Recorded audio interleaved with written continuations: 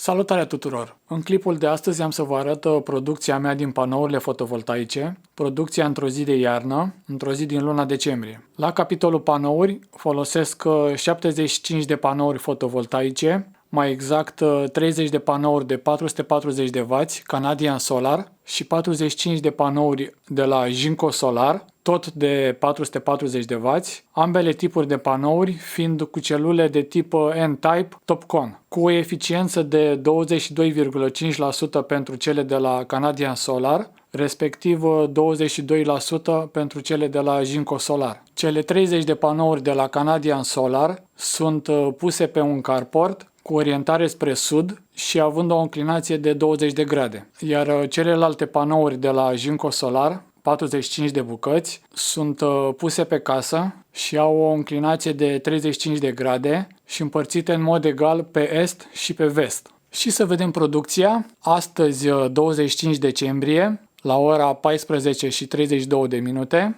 După cum puteți vedea, panourile produc puțin peste 1 kWh. Mai exact, la PV1 avem două șiruri. Ambele șiruri produc undeva la puțin peste 500 de W, iar la PV2 avem un singur șir, având 18 panouri, ce produc undeva la puțin peste 600 de W.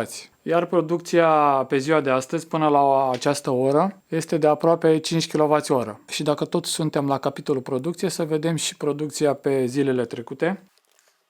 Aici avem producția pe toată luna decembrie. După cum puteți vedea, au fost și zile în care s-au produs sub 3 kWh pentru toată ziua, dar au fost și zile în care s-a produs și aproape 30 de kWh. Să vedem și producția pe toată luna în curs.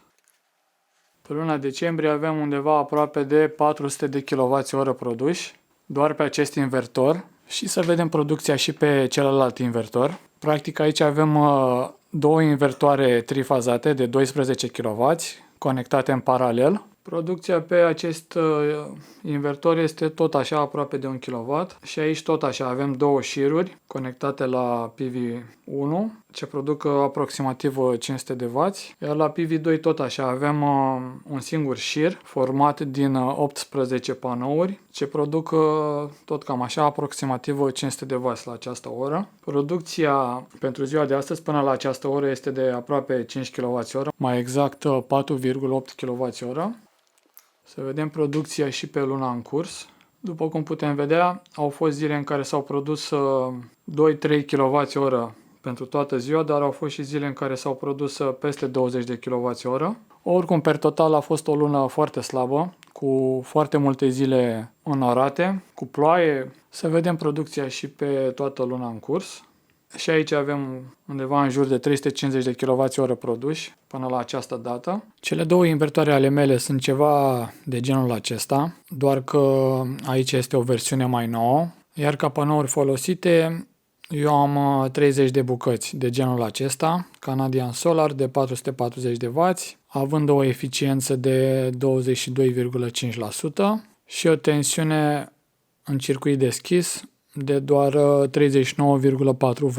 Iar ca dimensiuni 1722 ori 1134 ori 30 de mm.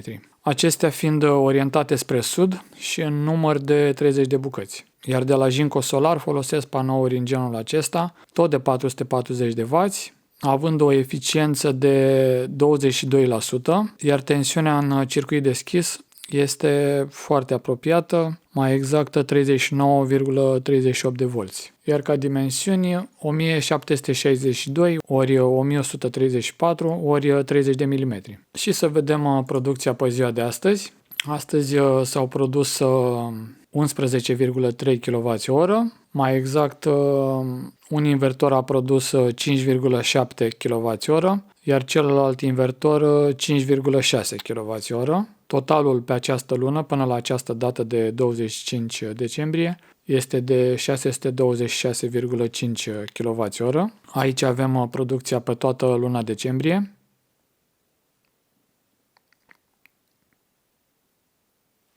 Și să vedem și niște date din Solar Assistant.